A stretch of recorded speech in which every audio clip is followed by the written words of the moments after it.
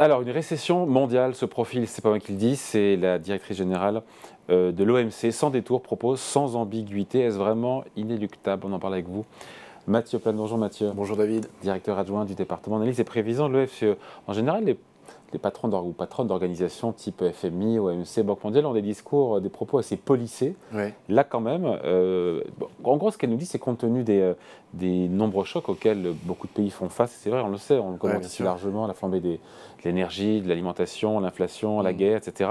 Ce que nous dit la patronne de l'OMC, c'est que beaucoup de pays devraient, a priori, plonger en récession l'an prochain. Et donc, c'est une récession à l'échelle de la planète. Ce n'est pas des récessions ciblées sur quelques pays, ça ou là. Elle a tort de prédire le pire. Pourquoi elle nous dit ça? Pourquoi c'est un discours de vérité? Et est-ce qu'on y va tout droit? Et qu'est-ce que nous disent les indicateurs de conjoncture ou indicateurs avancés? Non, elle a clairement mis les pieds dans le plat. On voit bien qu'il y a énormément d'incertitudes sur 2023 et donc on ne peut pas écarter un scénario de récession.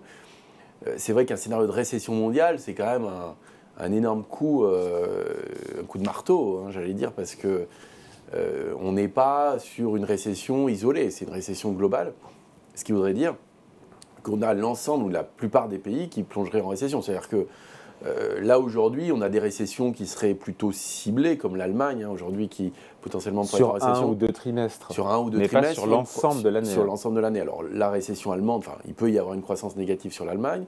On voit que la zone euro serait positive, mais légèrement positive. On voit un ralentissement américain. La question, elle est aussi sur les pays émergents, et notamment, par exemple, sur la Chine. Donc, aujourd'hui, ce n'est pas le scénario central, clairement. On est sur un scénario de croissance très faible. Donc là, elle ne nous dit pas, qu'est-ce qu'elle nous dit en creux? C'est le scénario central ou c'est un scénario à risque? C'est un scénario à risque qui a une probabilité d'occurrence de plus en plus importante? C'est pas clair. C'est pas clair. Elle a l'air de dire que c'est le scénario auquel on doit s'attendre.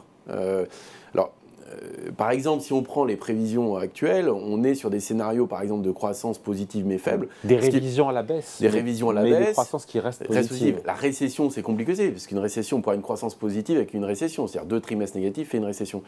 La question, c'est s'il y a des ruptures d'approvisionnement, notamment sur l'énergie. Un choc massif, on a déjà un choc massif sur l'énergie, s'il s'amplifie, et notamment avec des ruptures d'approvisionnement et des problèmes de rationnement, pourrait conduire à une récession. Mais ça, ce n'est pas forcément le scénario qu'on met aujourd'hui dans le scénario central. Donc on l'utilise en variante, c'est ce que fait l'OCDE dans son dernier exercice. L'OCDE a une variante, effectivement, dans le cas d'un rationnement, avec des pertes de PIB qui seraient attendues en plus du scénario central, conduirait par exemple à une récession dans la zone euro, mais qui n'est pas le scénario central. Donc c'est vrai que si vous mettez bout à bout l'ensemble des risques, et en fonction de la probabilité que vous mettez à ces risques, vous pourrez arriver effectivement à un scénario de récession mondiale, ce qui n'est pas quand même aujourd'hui le consensus.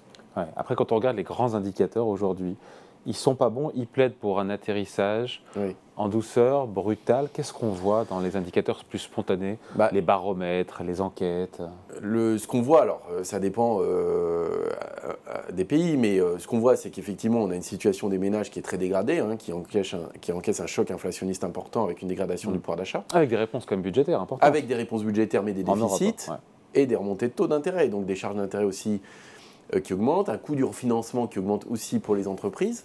Donc en fait, j'allais dire, l'amortisseur des politiques économiques, que ce soit budgétaire ou monétaire, en fait se réduit sur 2023. Et notamment, c'est la vitesse de la taille de cette réduction qui va beaucoup jouer.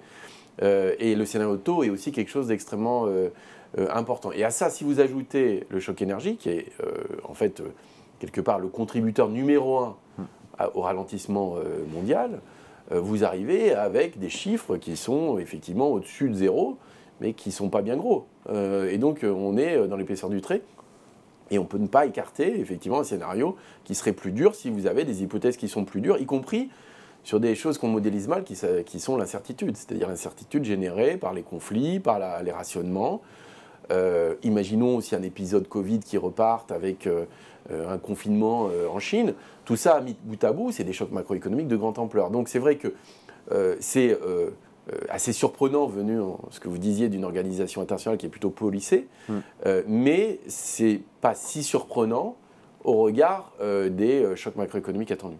Elle enfonce le clou d'ailleurs avec un tacle à peine déguisé à l'endroit et à l'encontre des banques centrales. Petit avertissement en disant, en parlant des causes de l'inflation, elle dit s'il s'agit de facteurs liés à l'offre sur lesquels vous n'avez pas de contrôle, continuez à augmenter les taux d'intérêt, c'est contre-productif. Voilà, le message est clair. Le message est clair. Alors le message est clair. Je pense que c'est peut-être pour ça qu'elle insiste sur le fait qu'on a potentiellement une récession pour 2023 et que dans le cadre de récession mondiale, c'est pas forcément très opportun de remonter les taux. Donc c'est peut-être un message un peu politique aussi aux banques centrales en disant en fait si on est dans cette situation-là, la remontée des taux ne fera qu'aggraver une situation dans laquelle les problèmes d'offres qu'on rencontre, notamment liés à l'énergie ou à l'alimentaire, créent de l'inflation, mais ne vont pas être résolus par la hausse des taux. La hausse des taux est là pour limiter plutôt la demande, mais ne va pas solutionner des problèmes d'offres et d'approvisionnement d'énergie. S'il y a des sabotages, c'est un peu la double peine. S'il y a des sabotages de Nord Stream 1 ou 2, le fait d'augmenter les taux, ça n'a aucun effet. Rien à Nord Stream. Vous paierez juste plus cher votre énergie, il y aura plus de rationnement et vous paierez plus cher vos refinancements.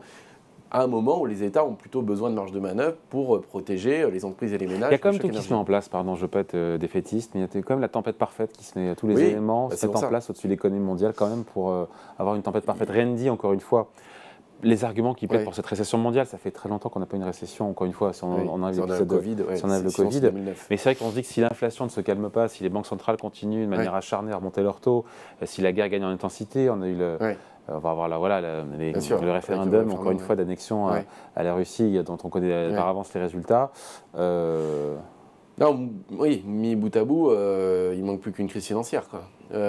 Et c'est vrai que la remontée des taux, alors on n'en est pas là, bien sûr. On est, ce matin, quasiment à 4% sur les taux d'intérêt à 10 ans aux États-Unis. Et en Italie, c'est 50 points de base en même pas un mois. Ouais, c'est énorme. Et on voit ce qui se passe en Italie, on est à, je crois, 4,7 ou 4,8. Si je ne dis pas de bêtises, c'est-à-dire que le risque, avec en plus l'élection italienne, le risque aussi dans la zone euro, c'est le risque de fragmentation qu'on connaît bien. C'est-à-dire que la remontée des taux expose les pays les plus fragiles à, effectivement... Oui, mais pour ça, elle a des instruments, la BCE. Alors, oui, mais on les connaît. Christine Lagarde nous a dit... Il ne rassure pas assez les marchés pour le moment, je pense.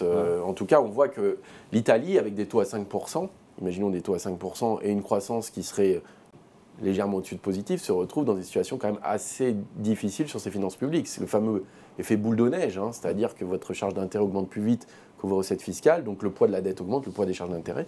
On se retrouve un peu dans cette situation-là. Donc c'est un nouveau risque aussi qui apparaît, c'est la remontée des taux, la fragilité que ça peut créer, y compris dans la zone euro.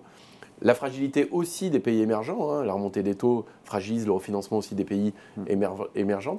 Donc, mis bout à bout, vous avez un ralentissement du commerce mondial qui peut être très fort, et donc l'OMC aussi s'inquiète de ça. Et donc, je pense que c'est aussi en creux une critique à la politique monétaire. Pour clore le sujet, Mathieu, est-ce qu'on n'est pas dans un truc autoréalisateur à force de dire la récession arrive, on n'est pas tous en train de la provoquer, même si, encore une fois, les propos de la patronne de l'OMC sont sans détour et sont d'une grande clarté, je dirais. C'est le scénario du pire, on sent qu'il gagne en probabilité. Après, c'est pas encore le scénario central ou non, c'est pas le scénario central. À part l'OMC, il n'y a pas de prévision d'organismes internationaux, ou même nationaux d'ailleurs, sur une récession mondiale. Des récessions localisées, il y en a un certain nombre. Mais une récession mondiale, c'est quand même tout à fait autre chose. Mais c'est vrai que on ne peut pas écarter le pire. Est-ce que ça peut avoir des effets aussi sur les anticipations, on ne sait pas. C'est vrai que, en tout cas, cette inquiétude peut générer aussi des effets autoréalisateurs sur l'investissement ou des comportements d'épargne, bien entendu. Et en même temps, la BCE joue beaucoup sur ces anticipations, parce que si elle remonte les taux, c'est aussi pour faire en sorte que les anticipations d'inflation ne s'écartent pas de la cible des 2%. Exactement.